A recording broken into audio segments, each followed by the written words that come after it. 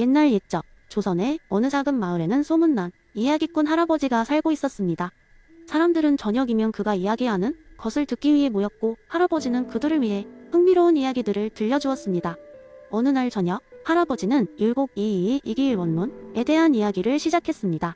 옛날 회원님들, 오늘은 거대한 떡을 만드는 마을의 전통에 얽힌 재미있는 이야기를 들려드리지요. 할아버지가 입을 열자 모두가 기대에 찬 눈빛으로 바라보았습니다. 그 마을에는 매년 추수감사제를 기념하기 위한 거대한 떡을 만드는 전통이 있었습니다. 이 떡은 마을 사람 모두가 힘을 합쳐야 만들 수 있었으며, 이 과정은 마을 공동체의 협력과 조화의 상징이었습니다. 떡 만들기에 필요한 두 가지 중요한 요소는 바로 이와 기였습니다. 이는 마을의 현자 할머니였습니다. 그녀는 떡을 만들기 위한 모든 지식을 가지고 있었고, 떡의 구조와 맛을 완벽하게 설계할 수 있었습니다. 그녀는 떡의 궁극적인 목표와 그 구조 그리고 맛의 조화와 같은 본질적인 부분을 담당했습니다. 반면 기는 건강하고 활기찬 젊은 청년이었습니다. 그는 마을의 어떤 상황에서도 가장 힘이 좋았고, 필요한 물질적이고 물리적인 요소들을 통제할 수 있었습니다. 그는 떡을 위해 쌀을 빻고 찌고 반죽하는 등의 물리적인 작업을 담당했습니다. 어느 해에는 이 두 사람이 서로의 중요성과 가치를 제대로 이해하지 못했던 해가 있었습니다. 현자 할머니는 내 계획이 가장 중요해. 기가 없이도 철학적으로 가장 설득력 있는 떡을 만들 수 있을 거야 라고 생각했습니다. 같은 마을의 청년은 나는 모든 걸 물리적으로 만들 수 있으니 이 없이도 떡을 제대로 만들 수 있을 거야 라고 주장했습니다. 따로 떨어져 떡을 만든 두 사람은 결국 서로 조화롭지 못한 결과를 마을 사람들에게 내놓았습니다. 할머니의 떡은 거창한 설계와 뛰어난 맛을 요구했지만 실제로는 아무도 실제로 그것을 만들 수 없었습니다. 반면 청년의 떡은 모양이나 맛이 없이 형식만을 갖춘 형태였을 뿐이었습니다. 결국 그 해에는 마을의 전통이 처음으로 유지되지 못할 위기에 처했습니다. 마을 장로들이 이 상황을 주의 깊게 보고 문제의 본질을 밝혀내기 위해 이 둘을 불러 모았습니다. 장로들은 현자 할머니와 청년에게 각각의 중요성보다 두 요소의 조화가 얼마나 중요한지를 설명했습니다. 이와 기는 각각이 독립적 존재로는 부족합니다.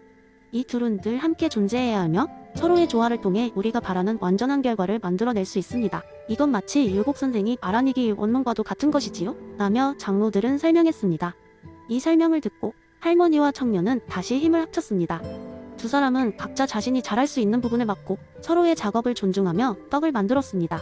그 결과 그 해의 거대한 떡은 이전 어느 해보다도 더 크고 맛있었으며 마을 사람들에게 진정한 조화의 중요성을 일깨워 주었습니다. 이 모든 이야기를 마친 할아버지는 서서히 이야기를 마무리했습니다. 여러분, 이처럼 우리 삶에서도 이와 기가 존재합니다. 우리는 이 둘을 조화롭게 되살릴 때 비로소 진정으로 완전한 삶이 되는 것입니다. 마을 사람들은 모두 고개를 끄덕이며 율곡이의 깊은 철학을 일상에 어떻게 적용할지 다시 한번 생각하게 되었습니다. 이로써 율곡이의 이기일원론은 마을 사람들 모두의 가슴속에 생생히 자리 잡았고, 할아버지가 들려준 이야기는 다음 세대에까지 전해지게 되었습니다. 두 번째 이야기. 한 작은 마을에는 도덕적 딜레마로 유명한 한 할아버지가 살고 있었습니다. 사람들은 그를 칸트 할아버지라고 부르곤 했습니다. 칸트 철학의 열렬한 팬인 그는 자신의 삶 속에서 범주적 명령의 원칙을 실천하려고 애썼습니다. 이 할아버지는 마을 사람들에게 도덕적 교훈을 주기 위해 종종 작은 이야기를 들려주곤 했습니다. 어느 날 마을 주민들이 모두 모이는 축제 날에 칸트 할아버지는 사람들을 모아놓고 흥미로운 이야기를 시작했습니다. 이번 이야기는 마을의 가장 선량하면서도 조금은 엉뚱한 청년인 톰에 대한 것이었습니다. 톰은 하루는 산책 중에 길가에 떨어진 지갑을 발견했습니다. 그 지갑은 두툼하게 불러있었고, 그 안에는 마을 사람들이 결혼식 선물로 주고받는 금화를 가득하고 있었습니다. 톰은 순간적인 유혹을 느꼈습니다. 이 금화를 내가 가진다면 새로운 옷을 사고 오래된 자전거도 고칠 수 있을 텐데 라고 생각했습니다. 하지만 톰은 칸트 할아버지의 가르침을 떠올렸습니다. 나의 행동이 보편적 법칙이 될 수 있을 것인가? 만약 모든 사람이 떨어진 지갑을 그냥 주워서 자신의 것으로 만든다면 어떻게 될 것인가? 그렇다면 잃어버린 사람들은 어떻게 되는가? 톰은 이러한 범주적 명령이 원칙을 마음속에 새기고 지갑을 주운 장소에서 조금 기다리기로 결정했습니다. 한참을 기다린 뒤 지갑의 주인으로 보이는 노부인 이어둥지둥 그곳을 찾아왔습니다. 그녀는 눈물을 글썽이며 톰에게 다가와 자신의 지갑을 봤냐고 물었습니다. 톰은 미소를 지으며 노부인에게 지갑을 돌려주었습니다. 노부인은 안도의 한숨과 함께 톰에게 진심 어린 감사를 표했습니다. 알고 보니 그 금화는 그녀의 오랜 친구에게 줄 소중한 결혼 축하 선물이었습니다. 노부인은 톰의 정직함에 감동하여 마을 잔치에서 그를 영웅으로 소개했습니다. 칸트 할아버지는 이야기를 마무리하며 도덕적 선택은 때때로 유혹을 물리쳐야 하는 어렵고 불편한 길일 수도 있다네. 하지만 우리의 선택이 보편적 법칙으로 모두에게 적용될 수 있을지를 생각하는 것이 궁극적으로는 모든 일을 행복하게 하는 길이라네라고 말하며 미소를 지었습니다. 사람들은 칸트 할아버지의 이야기에 깊은 인상을 받았습니다. 톰의 선택은 단지 지갑을 되돌려주는 작은 일이 아니라 마을 전체가 신뢰와 도덕을 다시금 되새기는 중요한 교훈을 주었습니다. 그날 이후 마을의 모든 사람들은 무언가 결정을 내릴 때 칸트 할아버지의 범주적 명령을 떠올리곤 했습니다. 그리고 톰은 그날의 교훈을 마음에 새기고 정직함을 지키며 살기로 마음먹었습니다. 오랜 시간이 지나고도 마을 사람들은 여전히 범주적 명령의 중요성을 되새기며 그것을 길잡이 삼아 살아갔습니다. 그리고 그러한 가치가 유지될 수 있었던 이유에는 언제나 지혜로운 칸트 할아버지의 이야기가 있었던 것입니다. 세 번째 이야기. 아주 먼 옛날 그리스의 한 작은 마을에 지혜롭고 호기심 많은 소년 테오가 살고 있었습니다. 테오는 모든 것에 목적이 있다는 아리스토텔레스의 목적론을 듣고 깊은 감명을 받았습니다. 그는 자연 속의 모든 것이 각자의 목적을 지니고 있다는 생각에 매료되어 마을 사람들에게 이 진리를 알리고 싶어졌습니다. 어느 날 테오는 마을 사람들을 모아놓고 이야기하기 시작했습니다. 여러분, 우리가 늘 곁에 두고 친숙하게 여기는 이 세상 모든 것은 우연이 아닙니다. 모두 각자의 목적이 있으며 그 목적을 위해 존재합니다. 오늘 저는 여러분에게 이 이야기를 들려드리고자 합니다. 그러면서 그는 마을 사람들에게 씨앗 하나를 보여주며 설명했습니다. 여러분, 이 보잘것없는 작은 씨앗을 보세요. 이 씨앗이 가진 목적은 무엇일까요? 바로 큰 나무로 자라나서 열매를 맺는 것이지요. 그냥 흙 속에 묻혀 있거나 새의 먹이가 되는 것이 아니라 나무라는 훌륭한 존재로서의 목적을 가지고 있습니다. 테오는 마을 사람들의 시선을 끌기 위해 다양한 예를 들기 시작했습니다. 우리의 눈은 무엇을 위해 존재할까요? 바로 사물을 보기 위해 존재합니다. 바다는 왜 그렇게 넓고도 깊을까요? 그것은 수많은 생명체를 품고 지구를 순환시키는 역할을 하기 위함입니다. 모든 것이 각자 어떤 목적을 가지고 있고 그 목적을 이루기 위해 움직이고 있는 것입니다. 그날 밤 테오는 더 많은 사람들에게 아리스토텔레스의 목적론에 대해 이야기하기로 마음먹었습니다. 그는 약간의 긴장을 느끼며 마을 축제에서 연설을 하기로 결심했습니다. 축제에서 그는 커다란 모닥불 앞에 서서 당당하게 말했습니다.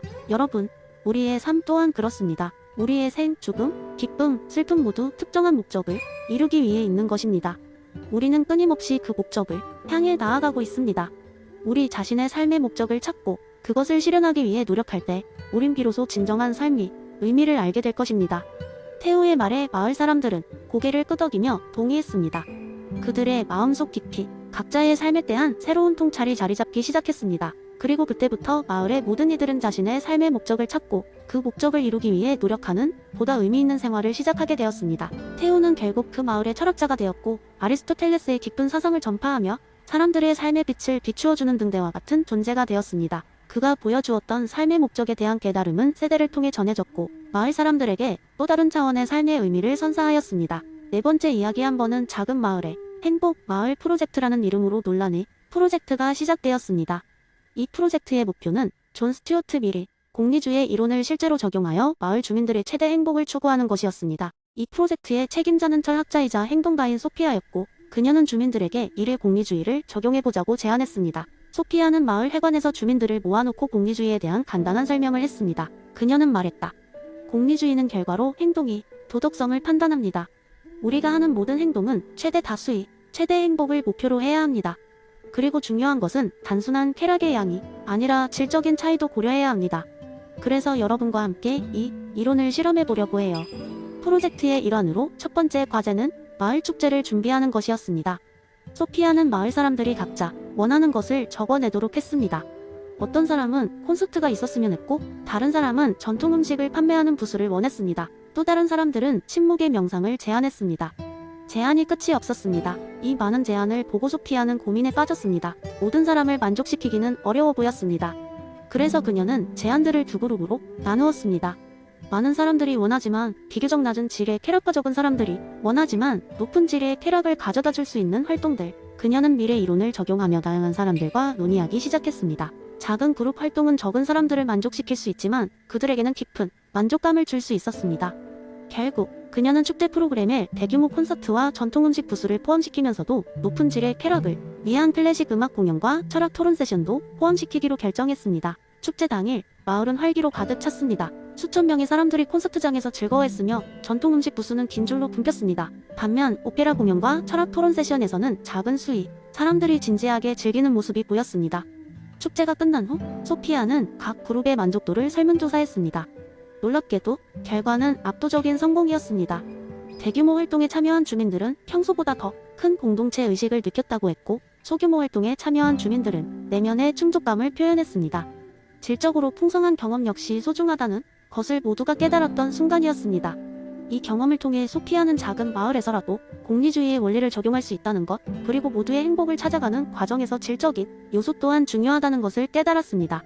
이 성공적인 실험은 공리주의가 실생활에서 어떻게 적용될 수 있는지를 보여주는 훌륭한 사례가 되었고, 마을 사람들은 서로 다른 관점을 이해하고 존중하게 되는 계기가 되었습니다. 이후로 행복 마을 프로젝트는 다양한 활동을 통해 마을의 발전을 이끌고 소피아의 유명한 철학적 실험, 나아가 수많은 커뮤니티의 벤치마크로 자리 잡게 되었습니다. 행복을 추구하는 과정은 끝났지만 질적으로 풍요로운 삶을 향한 여정은 이로써 계속되었습니다.